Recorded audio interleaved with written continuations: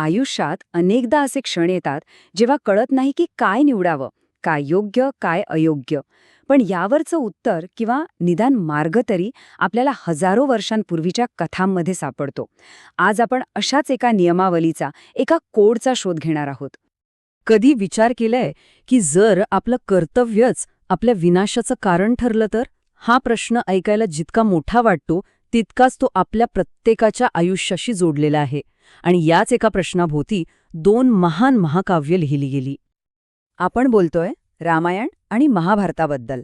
पण ह्या केवळ पौराणिक कथा नाहीत. नाही, ह्या कथा म्हणजे नैतिक संघर्षाचा एक सखोल अभ्यास आहेत. जेव्हा कर्तव्य आणि भावना, योग्य आणि अयोग्य यांच्यात मन अडकतं, तेव्हा मार्ग कसा काढायचा याचं मार्गदर्शन या कथा करतात. तर मग पाहूया ही प्राचीन महाकाव्य आजच्या काळातल्या प्रश्नांना कशी भिडतात. या नायकांनी जे काही निर्णय घेतले ते समजून घ्यायचे असतील तर एका महत्त्वाच्या संकल्पनेबद्दल जाणून घ्यावं लागेल, आणि ती संकल्पना आहे धर्म. आता धर्म हा शब्द ऐकल्यावर अनेकांना वाटेल की आपण रिलिजनबद्दल बोलतोय, पण नाही, इथे अर्थ खूप व्यापक आहे. धर्म म्हणजे आपलं कर्तव्य, आपलं योग्य आचरण आणि तो वैश्विक नियम जो संपूर्ण विश्वाला तोलून धरतो. सोप्या भाषेत म्हणायचं झालं तर ही जगण्याची एक आचारसंहिता आहे, प्रत्येकाचा स्वतःचा एक नैतिक कंपास. आणि महाभारतात म्हटलंय की चांगल्या कर्मांचं फळ कर्त्याला मिळतंच. म्हणजे जे आपण करतो, जे आपलं कर्तव्य आहे तेच आपलं नशीब घडवतं. या दोन्हींमध्ये एक अतूट नातं आहे. पण गंमत अशी आहे की धर्म कधीच सरळ नसतो. तो खूप गुंतागुंतीचा आहे. म्हणजे बघा ना, एका योद्ध्याचं कर्तव्य आहे न्यायासाठी लढणं, पण जर समोर स्वतःचेच नातेवाईक उभे असतील तर? एका मुलाचं कर्तव्य आहे वडिलांची आज्ञा पाळणं, पण जर ती आज्ञा चुकीची असेल तर? इथेच खरी कसोटी लागते, इथेच नैतिक संघर्ष सुरू होतो. चला तर मग आता अशाच 2 नायकांना भेटूया ज्यांनी धर्माच्या या चक्रव्यूहाचा सामना केला. एक आहेत राम आणि दुसरे अर्जुन.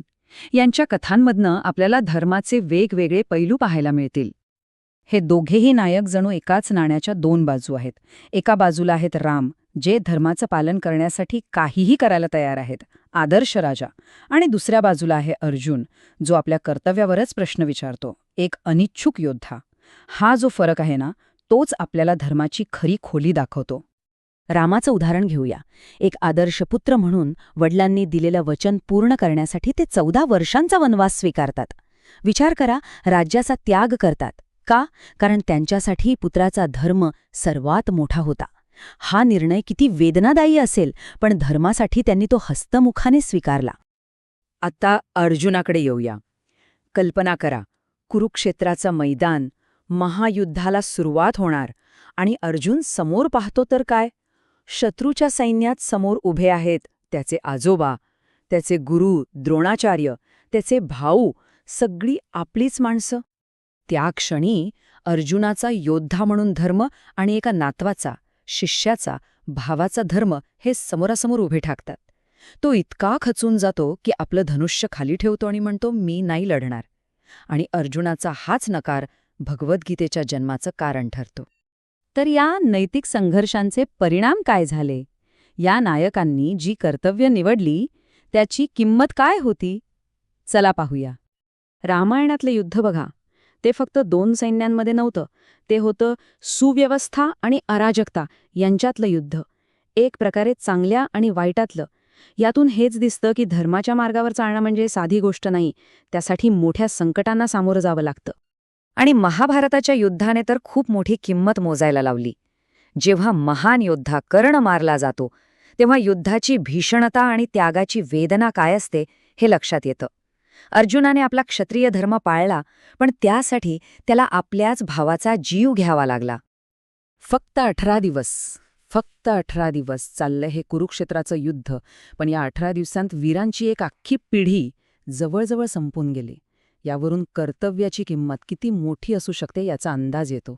मग प्रश्न हा आहे की या हजारो वर्षांपूर्वीच्या कथांमधून आज आपण काय शिकायचं? याचं कारण असं आहे की त्या आपल्याला आजही एक नैतिक दिशा दाखवतात. बघा, या कथा फक्त देव आणि योद्ध्यांच्या नाहीत, त्या आपल्यासारख्याच माणसांच्या आहेत जे कठीण परिस्थितीत सापडले आहेत. आयुष्य हे काही काळं पांढरं नसतं, त्यात अनेक ग्रे शेड्स असतात आणि अशा परिस्थितीत जिथे प्रत्येक निवडीचे परिणाम असतात तिथे मार्ग कसा काढायचा हे या कथा सांगतात. आणि शेवटी ही महाकाव्य एक प्रश्न आपल्यासमोर ठेवतात. प्रत्येकाच्या आयुष्यात एक कुरुक्षेत्र येतं, जिथे वेगवेगळी कर्तव्य समोरासमोर उभी राहतात. त्या लढाईत आपला धर्म काय असेल याचं उत्तर प्रत्येकाने स्वतःच्या आत शोधायचं आहे.